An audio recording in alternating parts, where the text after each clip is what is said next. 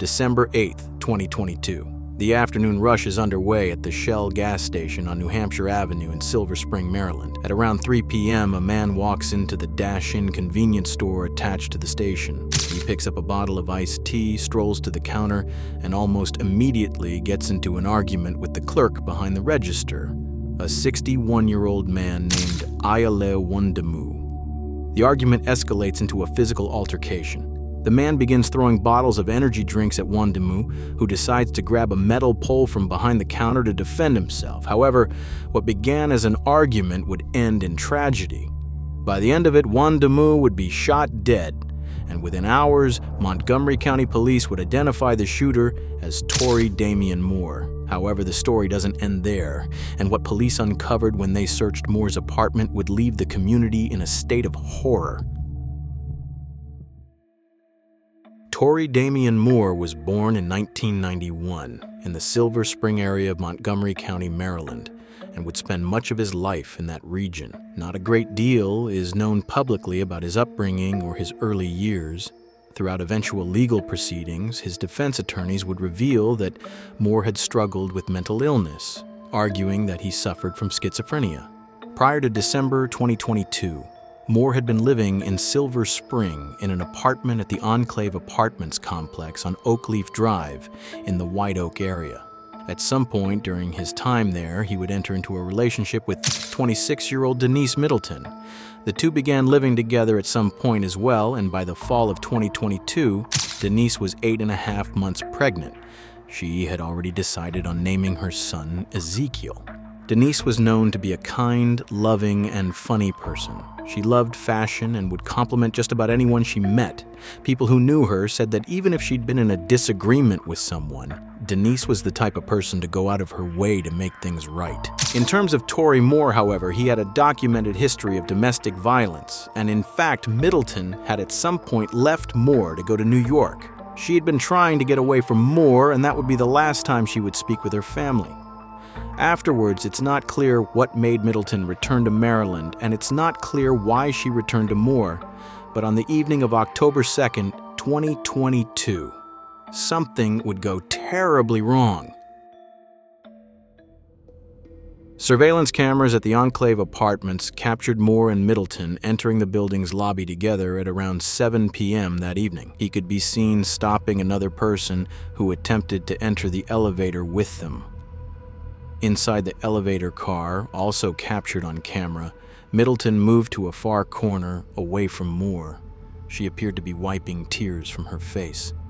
This would be the last time anyone saw Denise Middleton alive. Investigators believe that Moore proceeded to shoot Denise inside their apartment shortly after the video of them in the elevator. Tragically enough, she was 38 weeks pregnant at the time of her death. About an hour after Moore and Denise had entered the building together, surveillance footage showed that Moore stepped back into the elevator alone and left the complex, disappearing. Moore left Denise's body lying in the apartment and did not contact anybody regarding the situation. Over the course of the next several weeks, he traveled across the country. According to cell phone data reviewed by investigators, he was gone for approximately 26 days, heading to North Carolina and then over to California before eventually returning to Maryland. During this time, while Denise's body remained in the apartment, Moore made a series of Google searches on his phone that would later be entered into evidence at his trials. He searched how long it takes for a dead body to begin to smell. He searched for how to move a dead body without being seen. According to prosecutors, he also researched how to successfully plead insanity in a court of law. In early November, Moore returned to the Enclave apartment and moved back in. For the next few weeks, he would live there. Denise's body still in the apartment, covered only by a blanket. Unfortunately, nobody would report Denise Middleton missing, and nobody would report any suspicious activity. For months, nobody would know what had happened to Middleton, nor what had transpired inside Moore's apartment unit. Things would take a turn on December 8th, 2022. That afternoon, Moore walked into the dash-in convenience store at the Shell gas station on New Hampshire Avenue. He had been previously banned from the store, but regardless, he walked in and picked up an iced tea.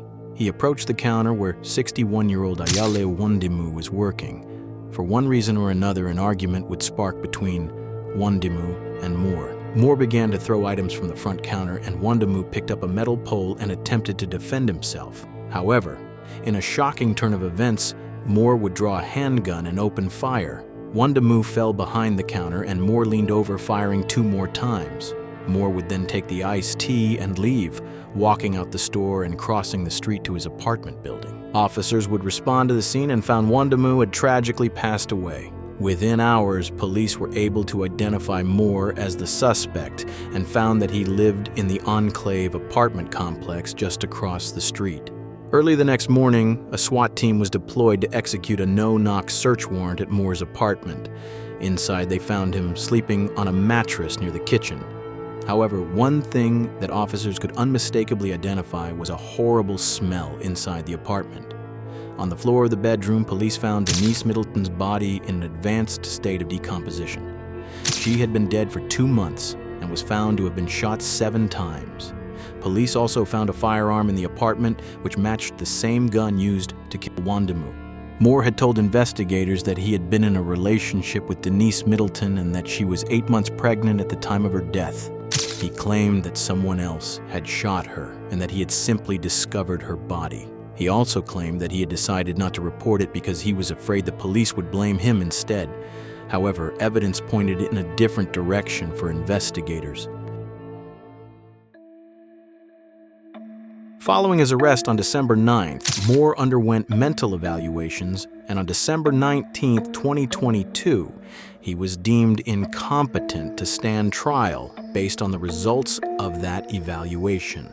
His defense attorneys argued that Moore had schizophrenia and mental illnesses that compromised his ability to understand and participate in the legal processes against him.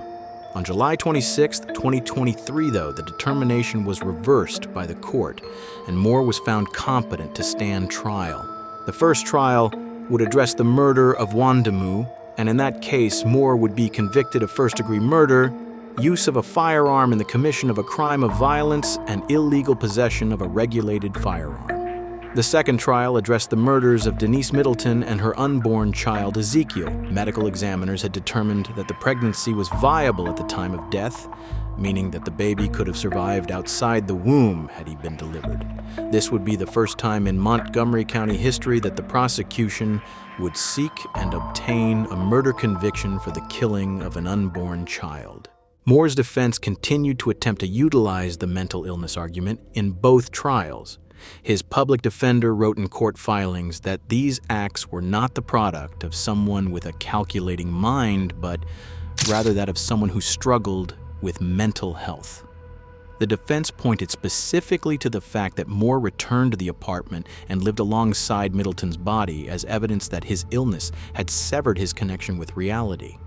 The prosecution did not dispute the presence of mental health issues, but argued that there was evidence of premeditation in the murders and that they were deliberate. They also cited Moore's efforts to cover his tracks as well as his search history. The sentencing hearing took place on May 30, 2025, before Montgomery County Circuit Judge Rachel McGuckian. Moore was sentenced to 3 consecutive life sentences, one for each of the 3 victims. He would also receive an additional 80 years to be served concurrently for related charges. Under the terms of the sentence, Moore would only be eligible for parole consideration in his 90s. During the hearing, victim impact statements were read.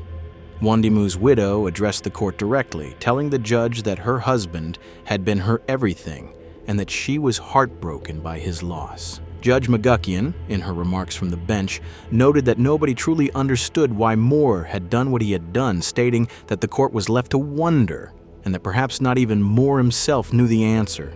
Montgomery County State's Attorney John McCarthy, speaking to reporters following the sentencing, described the case as awful and noted that it had taken a significant toll not just on the families involved, but on the prosecutors and investigators who worked it as well. He also reiterated that this marked the first time in the history of Montgomery County that a conviction had been obtained for the murder of a viable fetus.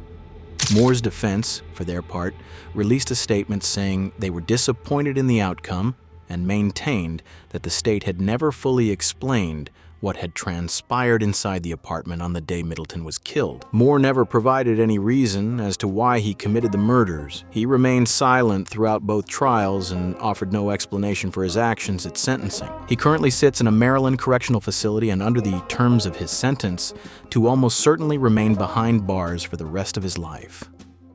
He told police he had been in a relationship with a woman who was 8 months pregnant at the time of her death. Don't move, stay right there, don't move. The state's attorney also showing this body camera video of Moore's arrest. They say after Middleton's murder, he left town for weeks and came back, even looking up ways to cover up his crime. And I'm very proud that we got justice, and rest in peace.